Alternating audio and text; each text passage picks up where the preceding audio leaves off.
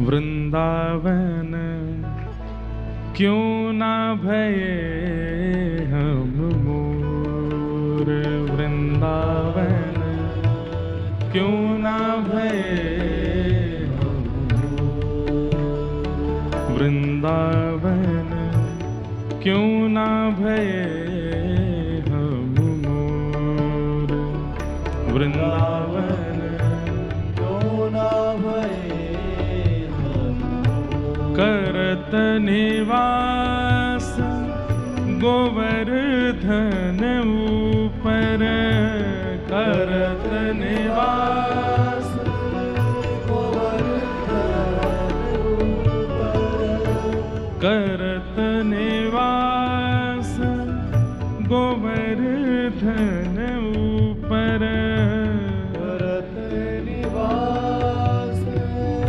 गोवर्धन और निरखत नंद किशोर, निरखत नंद किशोर, निरखत नंद किशोर, निरखत नंद किशोर। वृंदावन क्यों ना भये हम मोर, वृंदावन क्यों ना भये हम मोर। हे वृंदावन क्यों ना भये हम मोर, वृंदावन क्यों ना भये हम। जय हो। हम मोर क्यों नहीं हुए वृंदावन के? मोर बनकर के आते, श्री गिरिराज जी के ऊपर बैठते और वहीं बैठ कर के निरखत नंद किशोर ठाकुर जी को देखते। आप कहेंगे कि ठाकुर जी यत्र तत्र तो दिखते नहीं है, तो फिर कैसे दिखते? अरे वृंदावन के कोई जीव बनकर के आते, किसी भी मंदिर में पहुंच जाते, वहां जाकर के किसी भी झरोके में बैठ करके ठाकुर जी का दर्शन करते। इतना प्रसाद सारे मंदिरों में बनता है, हर मंदिर का एक तिनका प्रसाद पा लेते, और कुछ नहीं तो निश्चित रूप से वृंदावन वास करने की जो पद्धति है वो पद्धति प्राप्त होती। वृक्ष के ऊपर निवास करते, फल का सेवन करते, यमुना जी का जलपान करते, संतों का दर्शन करते और ठाकुर जी की मधुर लीलाओं का अनुभव करते। महाप्रभु जी के चित्त में मानो जैसे कभी कभी ये भाव आता है कि मैं मोर ही बन जाता वृंदावन का और वहां फिर लीला आस्वादन करता। वही बात यहां पर गा रहे हैं, क्यों ना भये वंशी कुल सजनी, क्यों ना भये वंशी कुल सजनी, क्यों ना भये वंशी कुल सजनी, क्यों ना भये वंशी कुल सजनी। क्या करते? अधर पीवत घन घोर, अधर पीवत घन घोर, अधर पीवत घन घोर, अधर पीवत घन घोर। हे क्यों ना भये गुंजा बनवेली, क्यों ना भये गुंजा बनवेली, क्यों ना भये गुंजा बनवेली, क्यों ना भये गुंजा बनवेली। रहत श्याम जू की ओ, रहत श्याम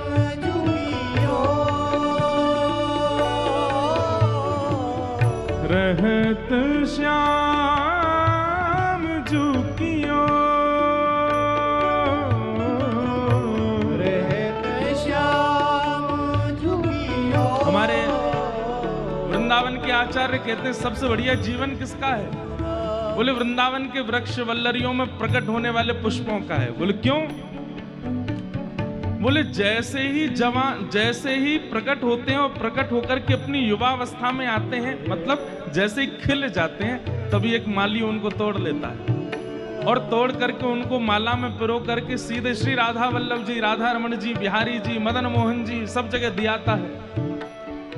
मतलब जैसे ही होश संभाला उसने, उसके अंदर गुण प्रकट हुआ, सुगंधी का, सुंदरता का, तुरंत ठाकुर जी के समीप चला गया।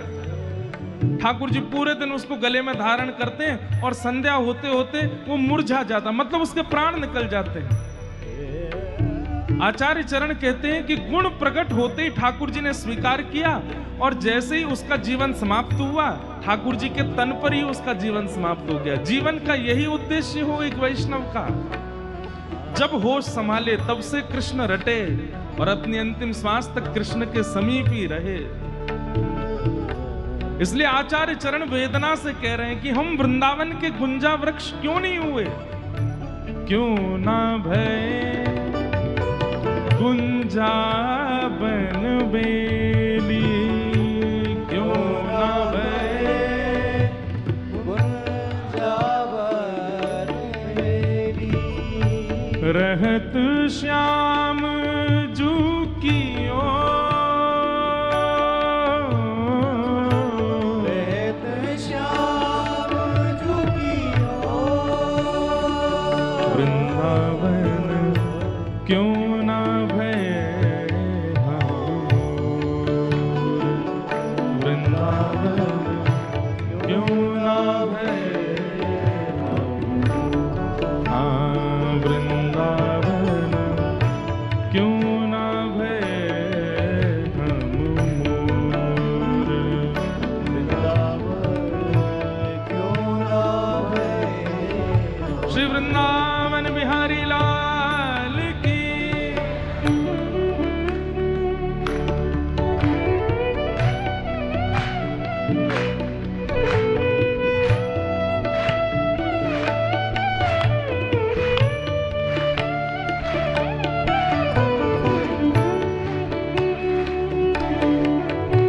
ताल में बजाओ, ताल में।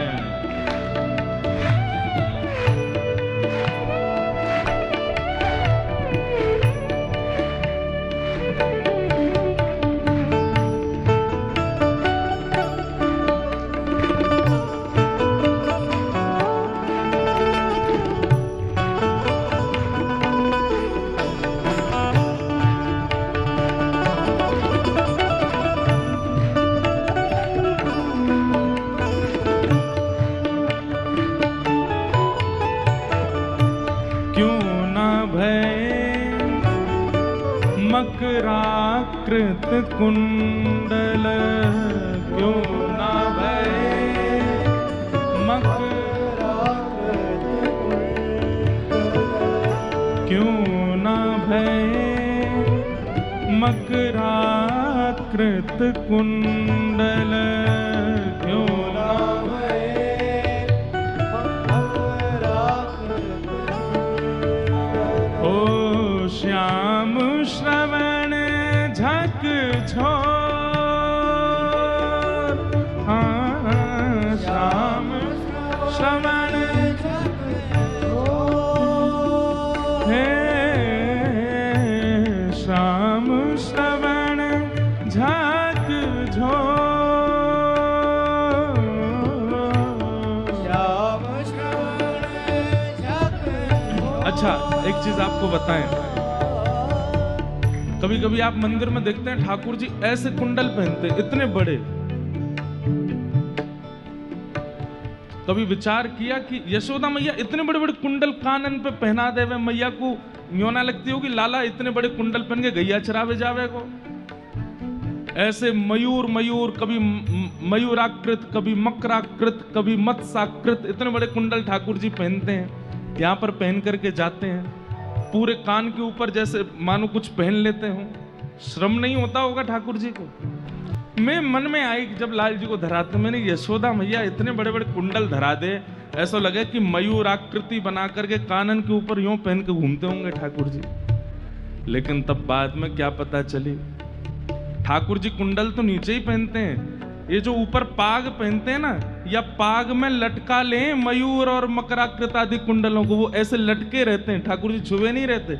और जब जब ठाकुर जी चलते हैं तो फिर ऐसे उनको ऐसे अधर अधर करते चलते हैं ताकि दूर से स्वरूप बने। वो कानों में नहीं पहनते हैं ठाकुर जी, जो पाग ऊपर पहनी है उसके नीचे के छोर में लटका लेते हैं, ऐसे खुंटी बांध के ऐसे वो लटके रहते हैं।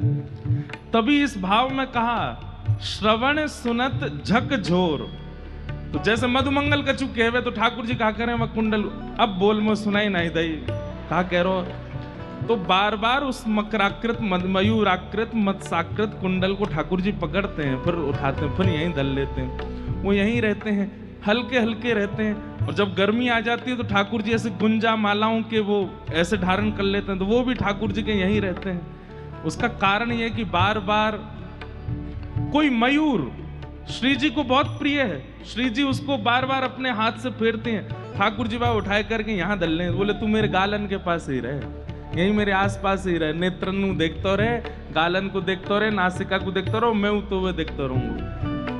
कभी कोई यमुना जी की मत्स्य ठाकुर जी को बहुत प्रिय लग जाती है, ठाकुर जी उसको यहाँ पर धारण कुंडल आकृति में यहाँ धारण कर लेते हैं। तो ये कुंडल नहीं है, ये ठाकुर जी की लटकन जैसी है जो ठाकुर जी यहाँ धारण करके घूमते हैं ताकि उससे और सुंदर शोभा बने।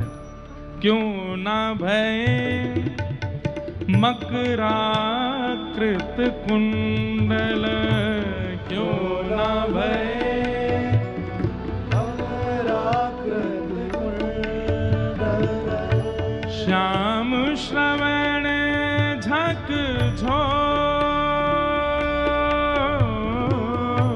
श्याम श्रवण झकझोर, हे परमानंद दास को ठाकुर, परमानंद दास को ठाकुर, परमानंद दास को ठाकुर, परमानंद दास को ठाकुर, गोपिन के चित चोर, गोपीन के चित चोर, हाँ, गोपिन के चित चोर,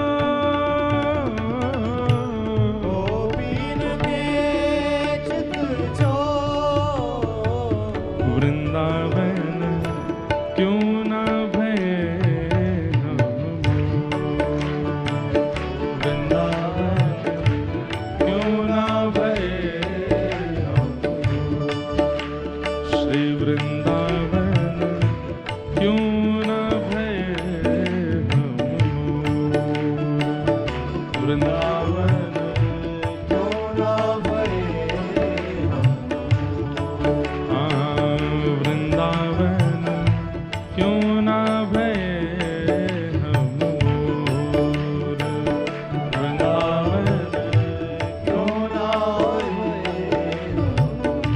करत निवास गोवर्धन